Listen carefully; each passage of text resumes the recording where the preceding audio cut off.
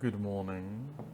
Welcome back to Ramblin Man Dan. I'm Dan Mambling Ran, and today we're going to be reacting to another video. This one is going to be different than the ones I've been reacting to. In fact, I don't think it's probably just going to be a simple reacting to it, because it's to me, a very important and imperative topic to break down and talk about as well. And before we begin, make sure you subscribe if you have not yet for more fun and even maybe thought-provoking content for your mornings. And on top of that, make sure, of course, you like the video if you do enjoy it. It's very helpful, lets me know you enjoyed, and feel free to leave a comment down below what you'd like me to react or break down next. We're dealing with something that, to me, feels like has turned into a political war. When you make something so political and people, not everyone is into politics, then you can also turn those people off. I think there is something to be said for people's concern about something that's being pressed so hard. Like, why are you pressing this so hard? Like, so much, you're just pressing and pressing and pressing. I think you have to honor people's feelings and their own personal beliefs. And I think that's been lost when it comes to vaccinated and non-vaccinated. But you say we live in a land of the free. Well, you're not giving anyone freedom because you're making people do something, essentially, without necessarily making them. You're making them do something. That goes against everything that America stands for, or supposedly stands for. There's a lot of uncertainty surrounding starter Andrew Wiggins. He's refused to get a COVID vaccination, and the NBA has denied his request for a religious exemption. The ruling means, under current health city orders, he is ineligible to play home games. What's the reason for not just explaining what you believe? It's none of your business. That's what it comes down to. You stand to lose a lot of money. And it's my problem, not yours. Okay. Exactly. I'm just going to keep fighting for what I believe, and whether it's one thing or another, get the vaccination or not get a vaccination, who knows? I'm just going to, keep fighting for what I believe and what I believe is right. What is it about the vaccine that makes you hesitant to get it? I would start with I've had COVID in the past, and so our understanding of antibodies, of natural immunity, has changed a great deal from the onset of the pandemic, and is still evolving. I understand that the vaccine would help if you catch COVID, and you'll be able to have less symptoms from contracting it. But with me having COVID in the past and having antibodies, with my current age group and physical fitness level, it's not necessarily a fear of mine. Taking the vaccine does open me up to the, albeit rare chance, but the possibility of having an adverse reaction to the vaccine itself. I don't believe that being unvaccinated means infected, or being vaccinated means uninfected. You can still catch COVID with or without having the vaccine. The craziness of it all, in terms of not being able to say that it should be everybody's fair choice without being demeaned or talked crazy to, doesn't make one comfortable to do what said person is telling them to do. I would like an explanation to, people with vaccines. Why are they still getting COVID? If that's something that we are supposed to highly be protected from. Like, that's funny that, it reduces your chances of going to the hospital. It doesn't eliminate anybody from getting COVID, right? So is everybody in here vaxxed? I would assume, right? So you all can still get COVID, right? We're less likely to die or go to the hospital. Okay, but you can still get COVID, right? And you can still pass it along with the vax, right? I'm just asking the question. I mean, it's no different than somebody with the vaccine. Like, I developed the antibodies for it, so my chances will be less likely now as well, right? But it's still a possibility I may get it. Just like there are players and coaches and staff who are vaxxed and missing camp right now because of it. So Facts. Yep. Is so fucking true. I didn't even know that Bradley Beal had contracted it, let alone that he even said anything about the whole bullshit about like mandating and villainizing people who refuse to get it, or whether they're hesitant or they're just in general anti-vaccine. I love what Draymond said. I love what Brad was doing and how he was articulating it the best out of the three. Obviously, Johnathan Isaac's the one in the middle.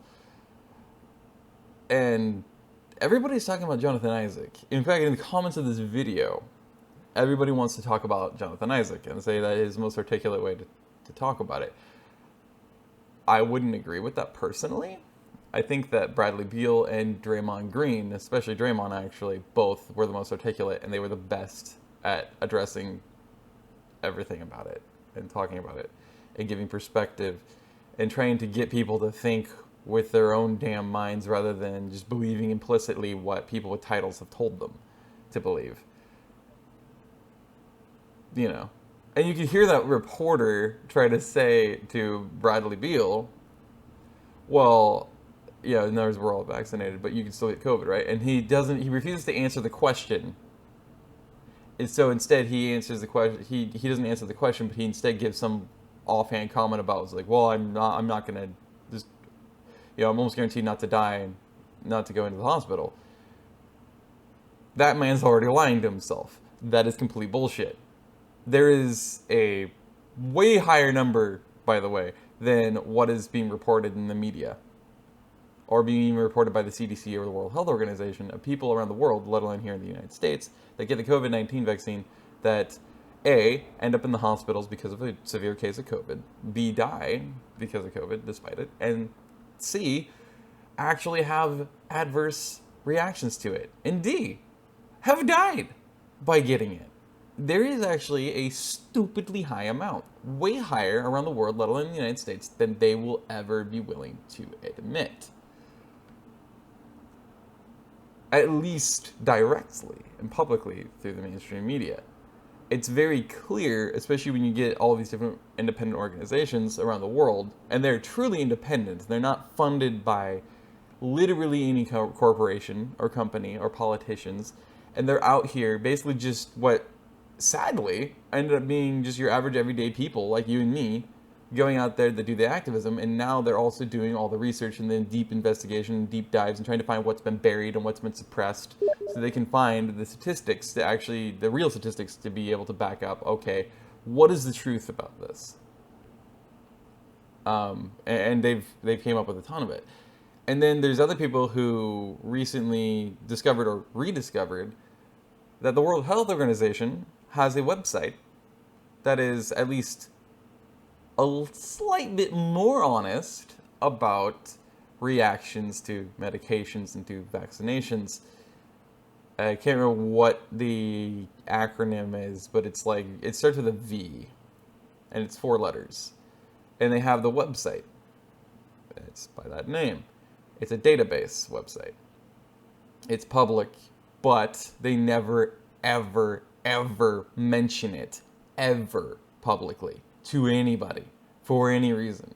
It's never mentioned in the media, for any reason, ever. And it's never been mentioned by the government, ever. They won't mention it because they do not want people to see it, because it would give a better lens of how much they're lying through their teeth and how much the numbers they throw out are completely fabricated. BS.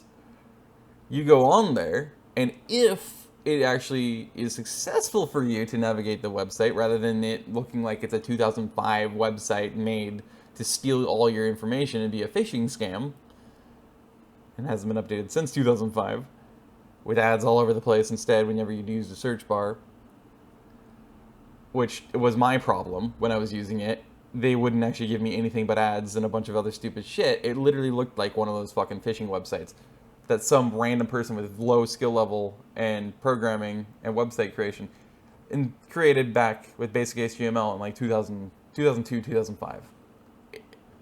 That's exactly what it looked like to me when I went there. And I followed all the exact steps that everybody else did. That's what it was. Go figure. No matter what I did, it wouldn't change. Which is really fucking on the nose and convenient for them that would happen, because that, you know how many people it's going to deter away and be like, okay, yeah, see, it's a fake website. They're just claiming it's real. The people who have succeeded in not having that problem and actually being able to truly access the database with their searches and the search of the website have searched for the COVID-19 vaccine for adverse reactions.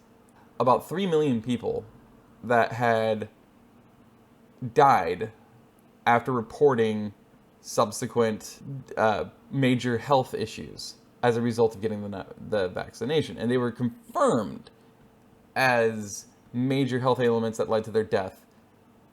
They were confirmed to be from the vaccination that they got. So adverse reactions, which is endlessly higher than what both the CDC and the World Health Organization is claiming here in the United States. They're trying to claim that there's only been maybe a couple thousand people at most, if they're being willing to be honest. I don't even know what the fuck their last number they claimed was. It was something so pathetically small that, you know, people that have reactions or die of getting a COVID-19 vaccine, because it wouldn't fit their narrative to publicize even those numbers, which I'm sure are also endlessly lower than reality of what they're getting and they're confirming. Something that people consistently forget about is the fact that literally shortly after the first doses of the Pfizer and Moderna vaccines, so the mRNA editions of the COVID-19 vaccines, were officially going full force around the world, but especially here in the United States, the literal creator of the technology of these vaccinations and the person who was the biggest person behind developing them literally came out on social media and on mainstream media and said, do not get the vaccine, because it is clearly going to have very damaging long-term effects on your health. It doesn't really protect that well from it because it's still so intensely experimental. I wouldn't even dare give my approval for my own vaccination because of the fact that there's nothing ethical about it. It's way too risky because you're just going to be a lab rat, a petri dish for them. You're a test subject. That's what you are if you agree to this. And so fucking quick, it gets wiped away. All of the different interviews he did suddenly don't exist. They just get suppressed, buried, or deleted, and they act like that never happened, which is classic for when they're trying to dictate and control a narrative.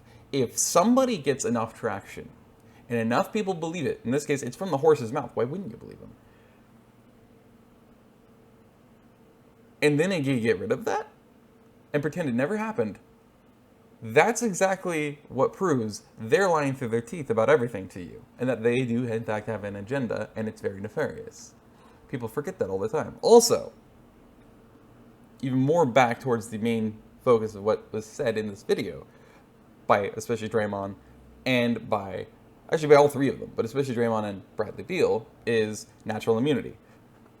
All three of them emphasize natural immunity and antibodies, right? Currently, the mainstream narrative, both in the scientific community, in the medical community, let alone the media and the government, is that they're practically treating it as if a natural immunity is total quackery.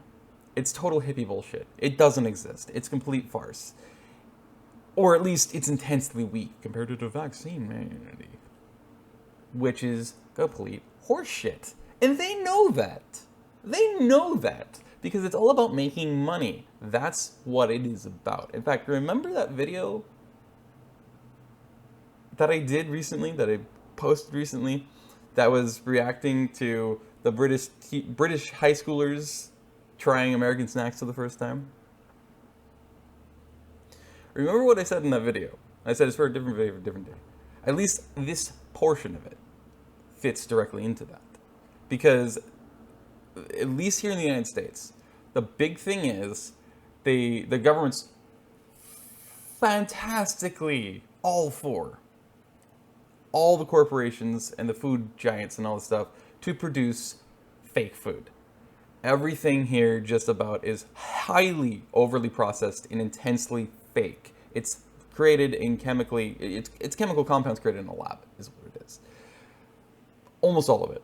They use propylene glycol in pretty much everything, food and drink-wise.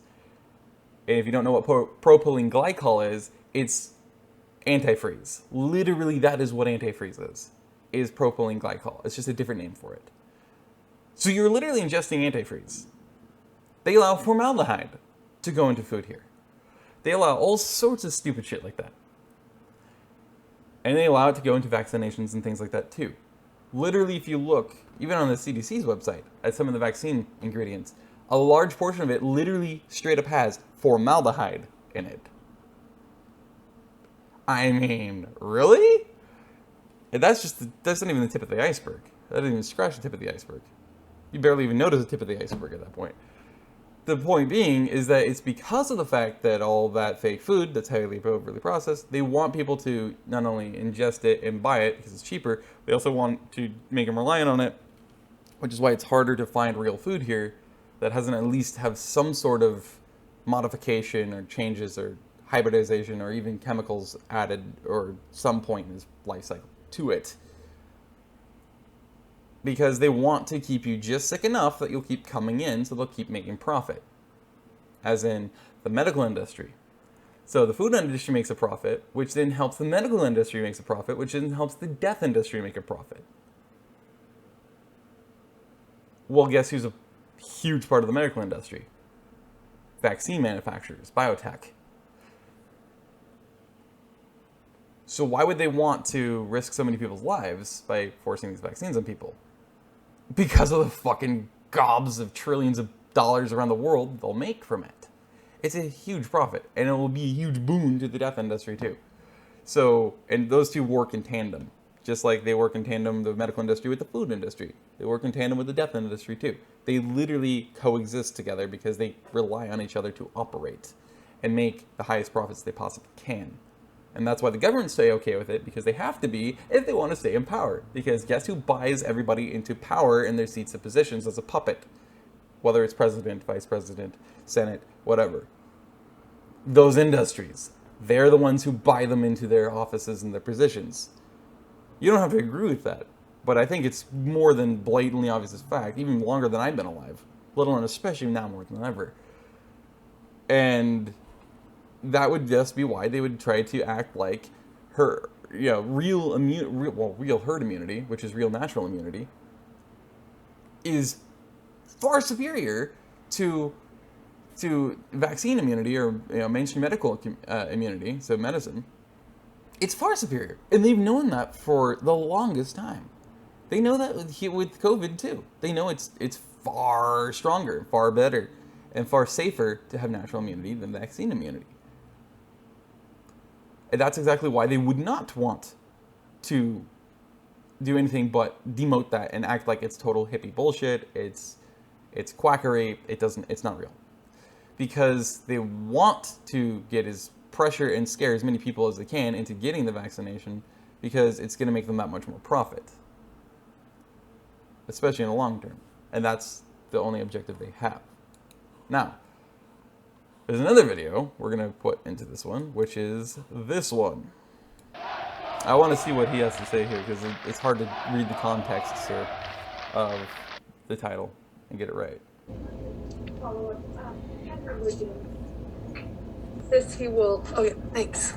And Andrew Wiggins insists he will stick to his beliefs, which right now don't include a vaccination. And what are your thoughts on a guy standing his ground? And certainly it could affect all of you being around him, but he's pretty adamant right now. Well, I think we all have to do our homework a little bit better. And that's for all of us. And I've been upset reading about Andrew Wiggins because it's painting the wrong picture. And we're in a day and age now where perception can become reality, and the perception that's going on about him is hurting his value and ultimately can affect his the wealth that he accumulates, which is totally unfair. And when you do your homework the way it should be done, you understand, there's people who, they have an excuse, and then there's people who have actual values.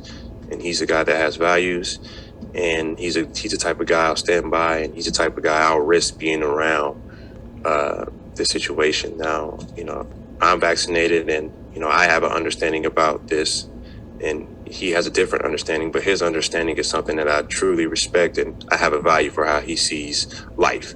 And he's the type of guy that I support the whole way, and hopefully we can find a solution, and I think we will.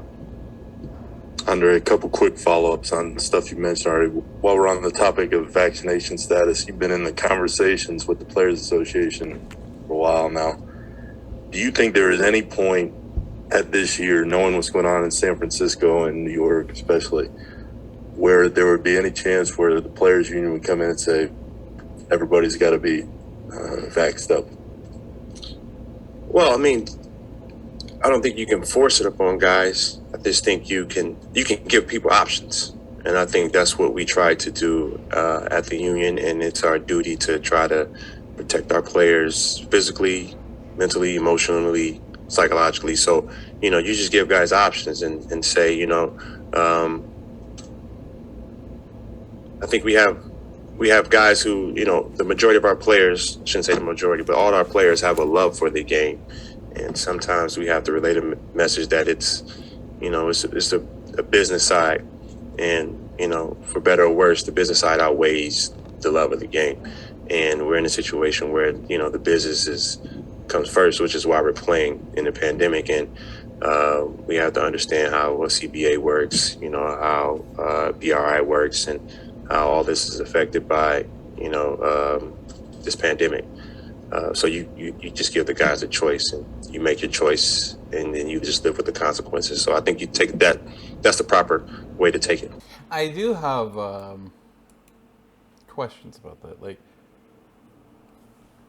they say they're giving guys options, but then he's not also extrapolating on he's not actually expanding on and expressing what those options are. He's just saying that they're giving them options, but he's not saying what they are, which,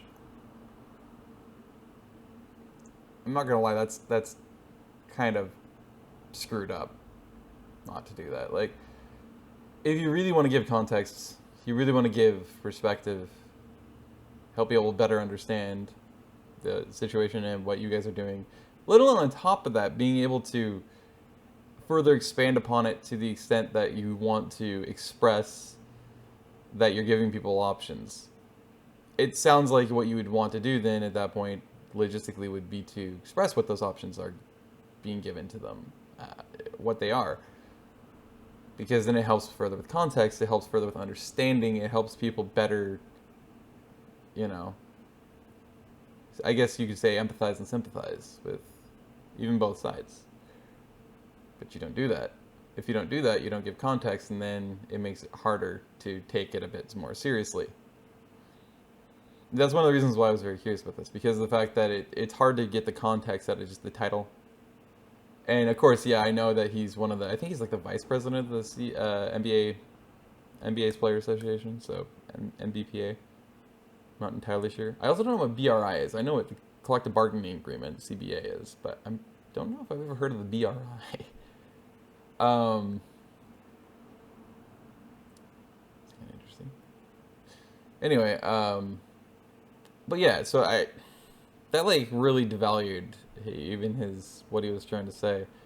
Because yeah, you can say that you're like super supportive and you value like your teammates, his teammates' choices and values, and that you're willing to put yourself at risk supposedly to play with him or whatever.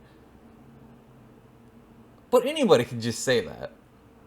That just sounds like typical, really posturing, like PR, PA, advertising, political posturing shit, like all of those things, that they do the same thing. They have a posture they have to take. So that way they don't, ruin, in this case of sports, ruin their chemistry and ruin their relationship and potentially cause more locker room tensions or whatever else. And, of course you don't want to do that. And yeah, it is a business, but at the same time, it's like, Like, you know, anybody can say that. And it's one of the most cliche things you could hear. It's like every athlete ever when they first sign with a team.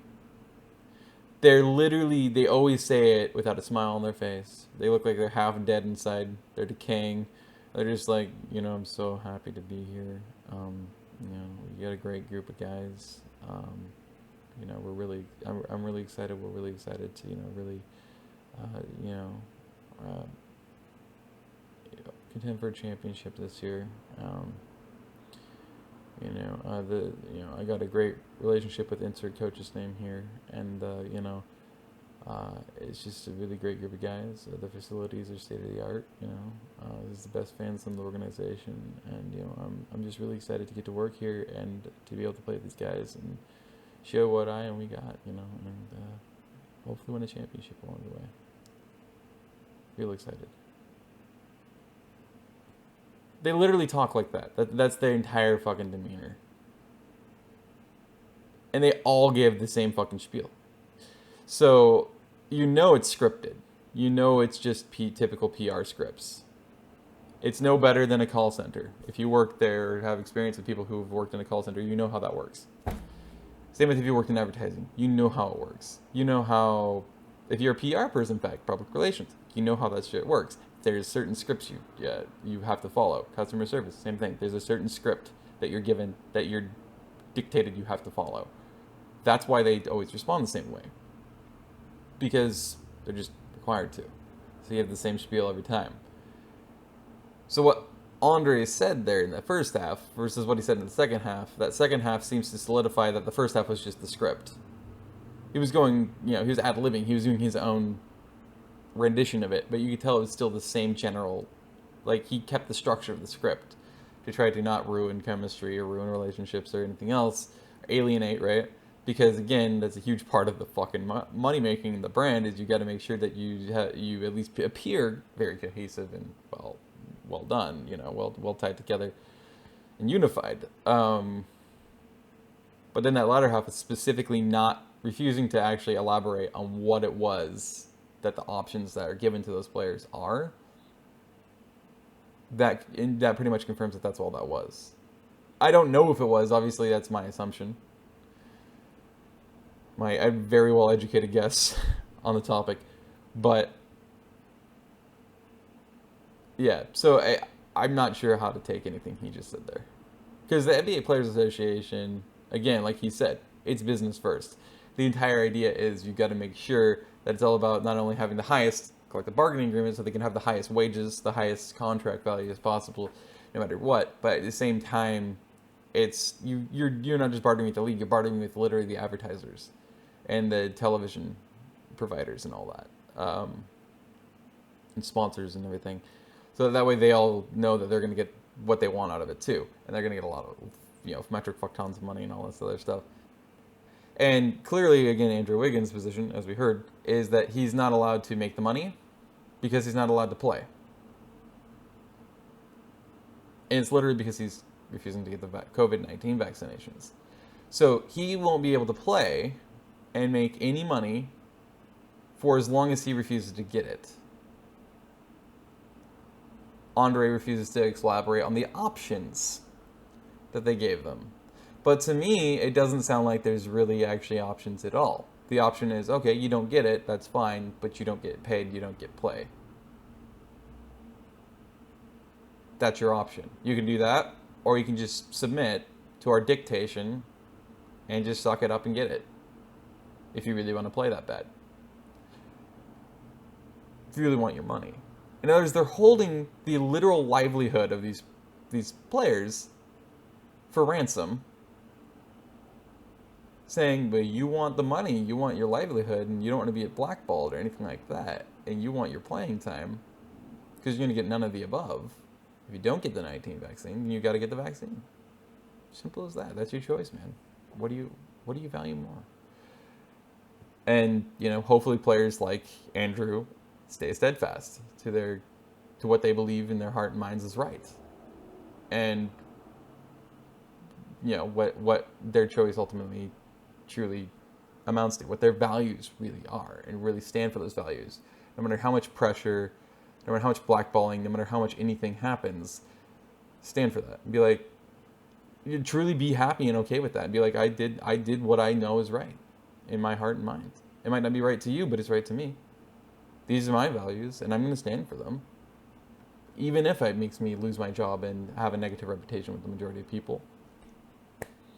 I know what I value. And I'm not gonna, I'm not gonna be unhappy about the fact that I took my stand.